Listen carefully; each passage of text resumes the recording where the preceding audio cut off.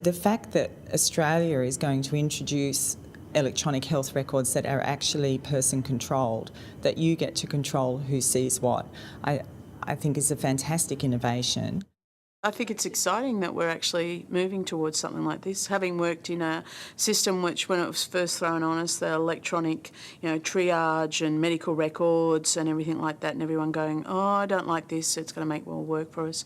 When it works and everyone puts the data in there, it's actually really good because you can just sit down there, and while you're sitting there, you can look at one computer terminal, you can look at an X-ray, you can look at the pathology results for that patient, you can write their notes, you don't have to run around, go over to an X-ray viewing box to see it, then go and find somewhere else where you can get the lab results. You can do it while you're sitting there and often in the room with the patient and sort of show them, which is really good.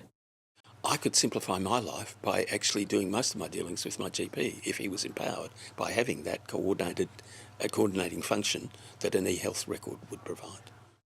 I believe it will contribute to better chronic disease management, not just in my area of mental health service or mental health service delivery, but the broader issues of chronic disease which are contributing to this entrenched gap, disparity between the health of non-Indigenous and Indigenous people. You personally have retold your story 1,000 times, and you've sat there and gone, did I have that surgery in 2000 or 2001? Who was the name of that doctor? I can literally say last week I had a gentleman who came to see me, and as he's leaving the consultation, he says, oh, by the way, I was in Perth 2 weeks ago and I had this really bad allergy and they told me it was life-threatening and I thought you should know to put it on your record. I had no discharge summary, I didn't know what he was allergic to. I have no idea what to do with that piece of information because it's just not good enough. The health summary obviously needs to be the most up-to-date, important information, past history for people, but also their current health history, their current medicines, so their current care that they require is really important in the health summary.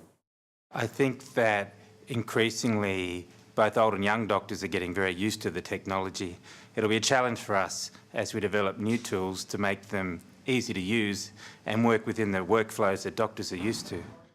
Servicing, the health needs of people, particularly in rural and remote areas, that is what people on the ground are interested in. So if you put in place an e-health system that's actually going to benefit the providers of health services and the consumers of health services, then that's something that people will necessarily want.